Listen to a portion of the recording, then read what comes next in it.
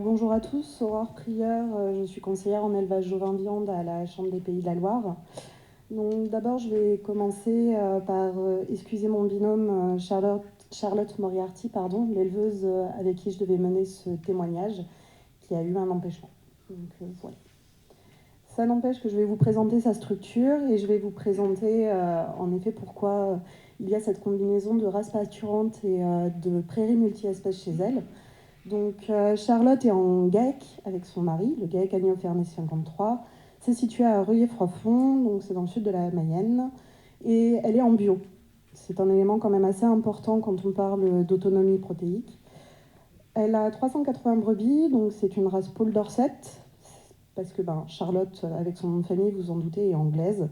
Donc elle a ramené une race qu'elle connaissait de chez elle. On est sur 92 hectares de SAU. Et les types de sols sont plutôt argileux, donc séchants l'été et humides l'hiver. Par rapport à l'historique de la ferme, en fait, toutes les décisions ont été prises parce que Charlotte et Alex souhaitaient majoritairement être indépendants. Donc en 2011, il y a une première installation à Saint-Sulpice avec 140 brebis, donc toujours des Paul Dorset. Mais en 2015, il y a eu une reprise d'exploitation à Reuillet-Froidfond, donc avec 50 hectares. Et là, un troupeau de 280 rouges de l'Ouest qui ont été au fur et à mesure absorbés ensuite par les Paul Dorset. Le cédant a accepté de préparer l'implantation des prairies multi-espèces 4 mois avant la reprise pour que en fait, l'exploitation par Charlotte puisse se faire de la manière la plus douce possible et qu'il y ait une bonne transition avec les moutons. En 2019, on passe à 340 animaux avec les 60 hectares et en 2020, on a les 25 derniers hectares qui arrivent avec par contre une petite distance au siège d'1 kilomètre. Donc le premier levier, nos prairies multi-espèces. Donc Charlotte a vraiment réfléchi son mélange pour qu'il y ait une grande diversité. Donc on a du régras, du Festulolium fléole, fétuc, trèfle blanc et hybride, lotier corniculé, chicorée surtout, plantain et mélilo. Et 3 petits points parce qu'en fait, elle a aussi choisi d'implanter des espèces médicinales dans le mélange. Et donc voilà, de souvenirs, il y a plus de 15 espèces différentes. Au niveau du mélange, on est à 35 kg de semences par hectare avec un coût de 500 € par hectare. Donc ça, au vu de la conjoncture économique, j'ai quand même précisé que ce sont les chiffres de 2020 avec les travaux par tiers compris.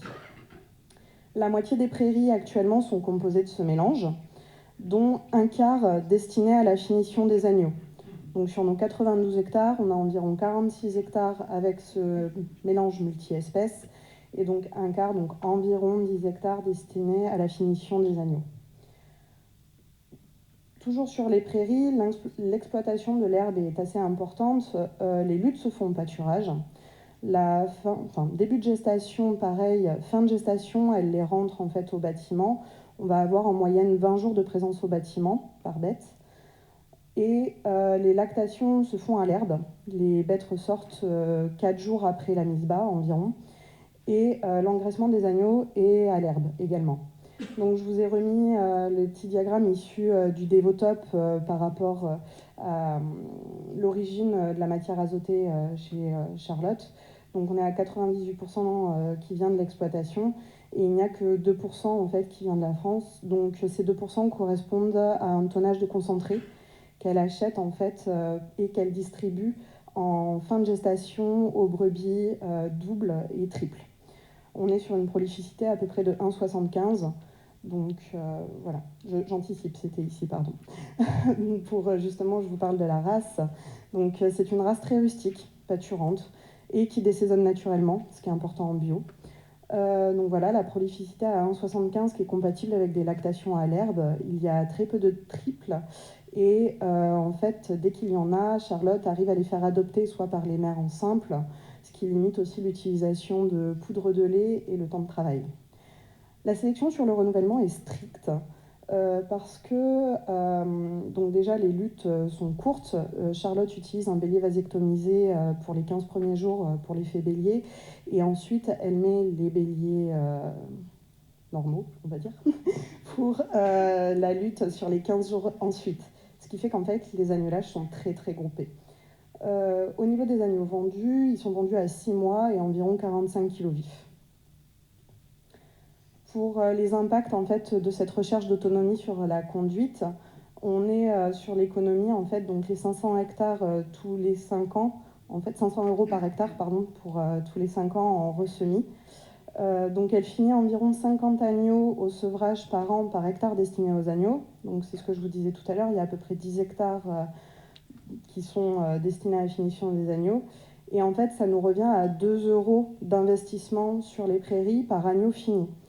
Donc ce qui est quand même pas mal du tout. Au niveau du travail, comme elle aurait pu vous dire, il y a beaucoup moins de travail qu'un système engraisseur en bergerie. Par ailleurs, il faut surtout surveiller la pousse de la chicorée parce que il ne faut pas hésiter à faucher en cas de besoin pour ne pas se faire déborder. Et on a aussi un point de vigilance sur le parasitisme où Charlotte va faire des coproscopies assez régulièrement pour ne pas non plus se laisser déborder par d'éventuels problèmes de parasitisme.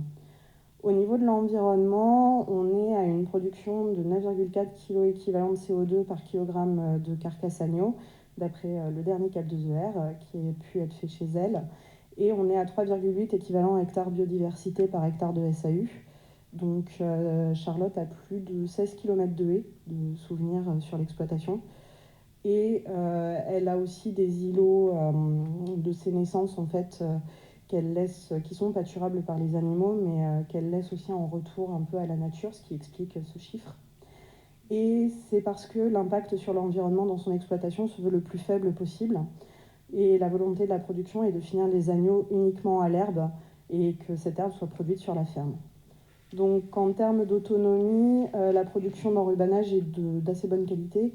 On est à 54% de matière sèche sur les dernières analyses avec 108 grammes de PDI.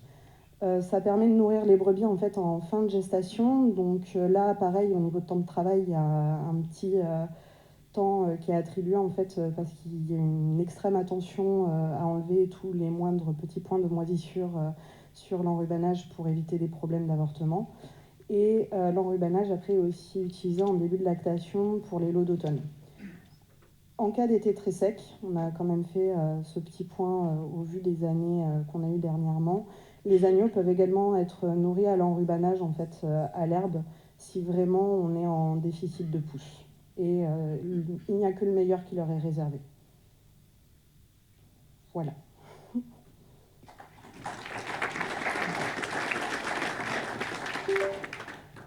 On va vous passer la petite vidéo. Qui doit durer au maximum 1 minute 20, 1 minute 19, 1 minute 18, 1 minute 17. C'est pas le cas, elle est déjà beaucoup plus longtemps.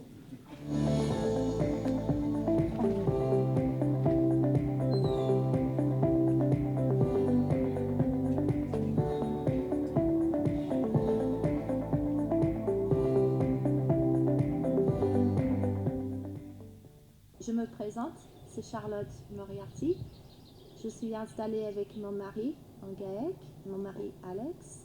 Chez nous, on veut apporter en bio le minimum de concentré acheté et on veut profiter le maximum de la prairie. Voilà, donc on est assis dans une de nos prairies. Cette prairie-là a été implantée il y a 2 ans avec une quinzaine d'espèces différentes, une bonne mélange de graminées, des légumineuses et des plantes spécifiques comme la chicorée et la planta, ainsi que des plantes médicinales comme la chilée, la pimprinelle.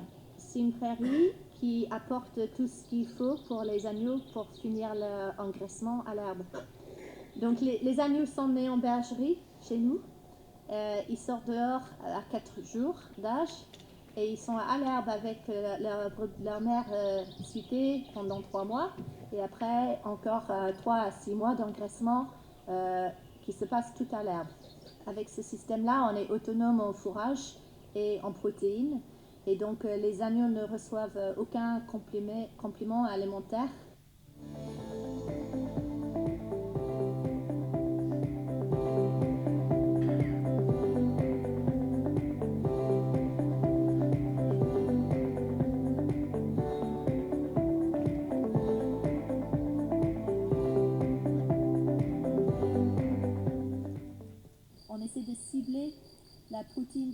produit sur la ferme là où c'est plus important.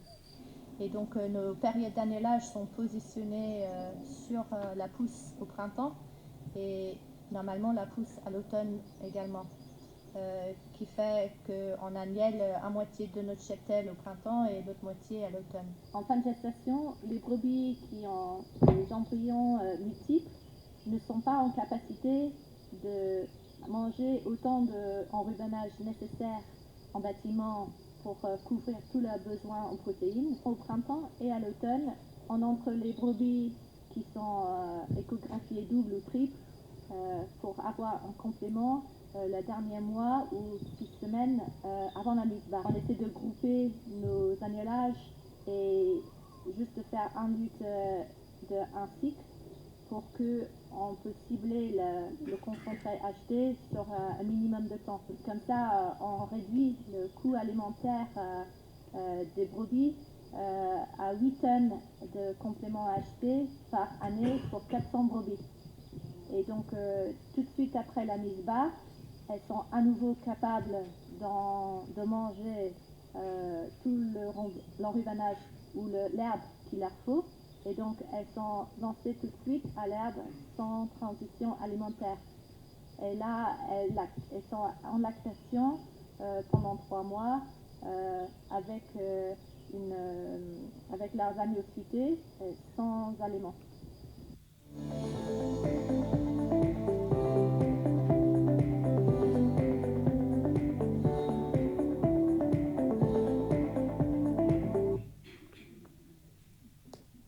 Merci. On vous remercierait Charlotte pour son témoignage. Je ne peux pas le faire en live. Est-ce qu'il y a des questions ?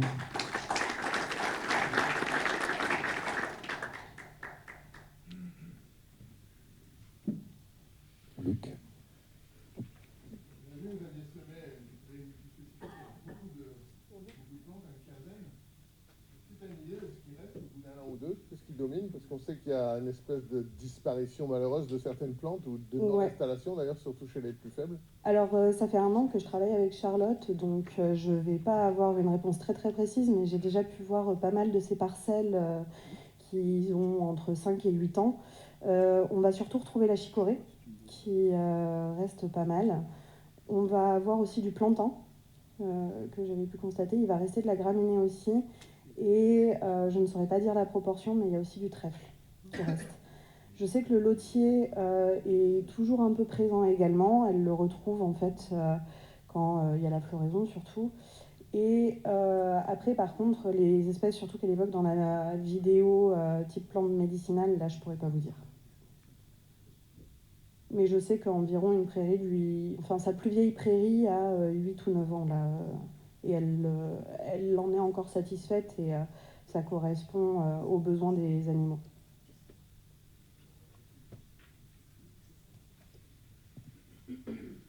On a vu un niveau d'autonomie protéique de 98%, donc presque total. Qu'est-ce qui l'a motivé en fait? Est-ce que c'est un résultat d'une démarche d'autonomie alimentaire ou d'autonomie générale du système? Ou est-ce que c'était vraiment spécifiquement l'autonomie protéique qu'elle recherchait? Qu'est-ce qu'il y a derrière en fait? Est-ce que c'est une démarche d'optimisation économique, éthique, je ne sais pas trop quoi, environnementale, sans doute aussi un peu? Comme elle est bio, elle doit cumuler un peu, enfin cocher pas mal de cases, je pense. Elle coche en effet pas mal de cases. La première raison, ça a été une motivation économique, bien sûr, parce qu'un système en fait s'installait en bio, en élevage ovin. Il y a eu la recherche de l'autonomie fourragère et après être le moins dépendant possible du cours des aliments en bio et ne pas avoir en fait à engraisser les agneaux avec de l'aliment acheté. Et ça correspond aussi à une démarche globale de l'installation de Charlotte, où elle veut en fait faire le maximum en local. Donc elle fait de la vente directe aussi, et importer le moins possible d'éléments sur sa ferme. Et après, l'autre aspect, c'est aussi l'environnement. Ça a été l'une des premières à me demander un cap de ZER niveau 2 quand ils sont sortis pour voir l'impact réel de sa ferme. Et c'est une grosse motivation pour elle de savoir qu'elle émet peu de carbone par rapport à la production qu'elle fait. Donc voilà, un bon combiné de tout.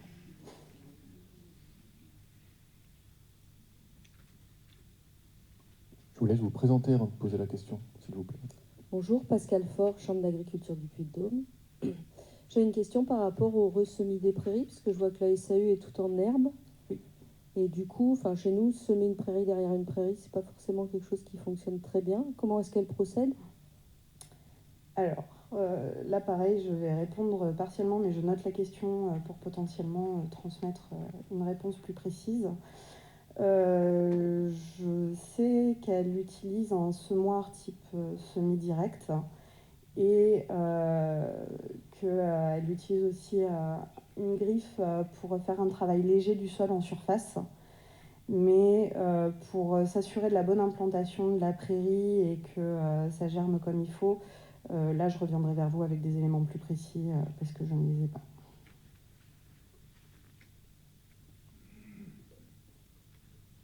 Oui, Benoît. Moi, j'avais une question sur les types d'agneaux qu'elle produit, parce que c'est quand même des agneaux relativement lourds, viande rouge, je pense, par rapport, on n'est pas dans de l'agneau de bergerie, quoi. Ben, pas loin, ouais, au niveau typologie. Dans les débouchés aujourd'hui, comment elle s'y prend? Parce que je sais que mes collègues qui travaillent dans les filières de viande, ils cherchent plutôt des agneaux pas avec beaucoup de goût, en fait, justement, pas trop fort. Alors, en fait, Charlotte va avoir deux gros débouchés. Elle travaille avec la coopérative BVB, Bretagne Viande Bio, qui lui prend la grosse majorité de ses agneaux, en fait, parce qu'ils sont en recherche d'agneaux désaisonnés bio. Donc là, elle n'a aucun mal à les écouler. Et ils lui prennent même ces agneaux de 45 kilos sans décote au niveau des prix. C'est plutôt pas mal le contrat qu'elle a avec BVB. Et après, au niveau de la vente directe, donc elle propose déjà pas que des caissettes de demi-agneau ou quart d'agneau. Elle va proposer aussi soit du gigot déjà découpé ou elle a travaillé en fait sa gamme de produits pour avoir une accessibilité à différentes personnes. Et là, dernièrement, elle travaille aussi sur tout ce qui est plats préparés, type terrine d'agneau ou des plats en sauce déjà tout prêts. Elle bosse aussi avec des magasins en local. Elle fait partie du réseau Bienvenue à la ferme, donc pour vendre aussi via des points de collecte. Et au niveau communication aussi, elle a un site internet assez bien fourni, elle est assez présente sur les réseaux. Et j'ai goûté son agneau, il n'est pas trop fort, ça va, je rassure un peu. C'est bien vendu. On peut encore prendre une dernière question. Ouais, Bertrand. Bertrand Davot, ferme expéditorinier d'Anjou. Petite question, donc un système à base d'herbe qui a atteint l'autonomie fourragère complète, l'autonomie protéique quasi complète. Est-ce que tu as une idée du niveau du chargement du GB par hectare SFP à combien on est sur un système comme celui-là? À l'année, au global ou par période? À l'année, chargement annuel par hectare d'herbe. Elle n'est pas très élevée, on est entre 4 et 5 de souvenirs UGB hectare. Brebis. Non, oui, pardon. Équivalent brebis. 4-5 brebis hectares. Je me suis embourbée. J'étais en train de réfléchir aux 0,15 UGB par brebis, donc c'est pour ça. Merci. Donc ça ferait un 0,6, 0,7, c'est ça, UGB hectare?